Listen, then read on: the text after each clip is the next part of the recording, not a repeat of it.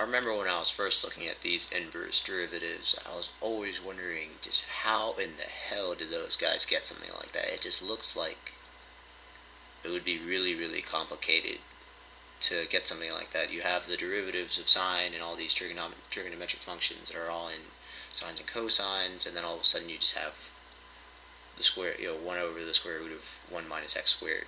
It just seems like it would be really complicated, but in fact it's just a simple application of implicit differentiation. It's really interesting to see how it's worked out because it's incredibly simple, and in fact I'm only going to do the one for sine because once I see the method that is used to do this, then it's just fairly straightforward how to do all the other ones. In fact, it's one of the easiest things you can do.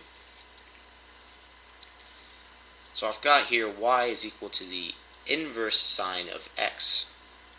So the first thing I'm going to do, essentially what I'm going to do is take the derivative of both sides, but since I don't know what this derivative is, I have to set it up in a different way. I can't just go ahead and say dy dx, the derivative of sine inverse. I don't know what that is. So what people did was rearrange this. What they said was, well, I can take the sine of both sides, and if I do that, sine y is equal to just x. This is essentially the inverse of sine, but it's just written in a different way. But sine is something that I do know the derivative of. So what I'm going to do is take the derivative here, use implicit differentiation, and figure out what the derivative is from something I do know. So take the derivative of both sides. This will be cosine of y, and then use the chain rule times dy dx. And this is equal to 1. Now I divide out by cosine y. The derivative is equal to 1 over cosine y. But I'm still not finished yet because I've still got this y that I need to get rid of. And one way I can get rid of it is by going back to this formula and getting it to turn into a sine y somehow so I can put x back in. So one way I can do that is by using this old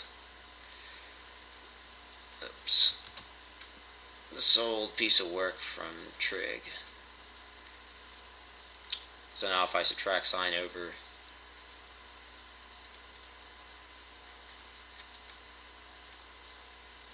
and if I take the square root,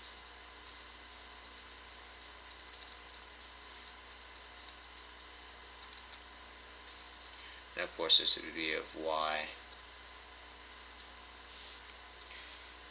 So I can substitute cosine y with this, and I do.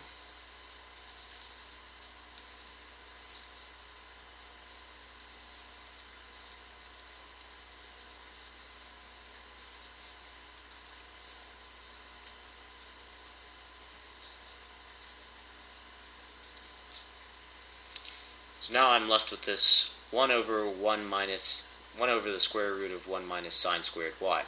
But if I go back to my rearranged formula here, I know that sine y is equal to x. So if I substitute x for sine squared y, then I'm left with 1 over square root of 1 minus x squared. And this is where my derivative formula comes from. So it's actually pretty easy, and all of the other trigonometric functions work the same way. It's just the idea of using implicit differentiation. It's really not that hard to come up with, but you look at it and it's just it just looks so complicated that you almost don't even want to start looking for how someone would do something like this. And it's just, I don't know, I thought it was really interesting just because it's just kind of in your face, but probably a lot of people wouldn't even think of looking for it.